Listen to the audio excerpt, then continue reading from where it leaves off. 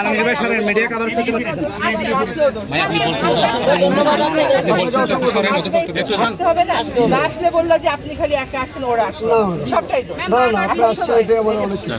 আপনার একটু এদিকে যান, দূর থেকে বলেন।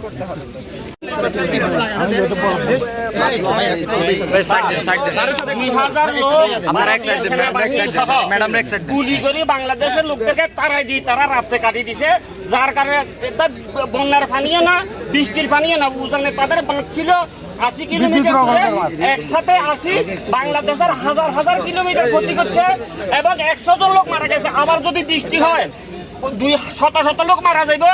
এটা আমাদের 83 সালে একটা বাঁধ ছিল, ওই বাঁধটা যদি সংস্কার করে দেওয়া হয়, তাদের আন্তর্জাতিক সীমানার বাহিরে আছে বাঁধটা, ওই বাঁধটা সংস্কার করে দিলে প্রয়োজনে একটা সুইচ গেট দেন, এদের কাছে আর তদন্ত জাতি হইতো না, আর হাজার হাজার কোটি টাকা 70 বছর খরচ করা লাগতো না, একবারে সমাধান হয়ে যাবে। আপনার মাধ্যমে আমরা এই বাঁধটা সংস্কার চাই।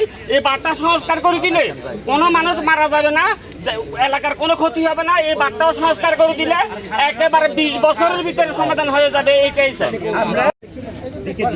আপনাদের কথা শুনতে আসছি।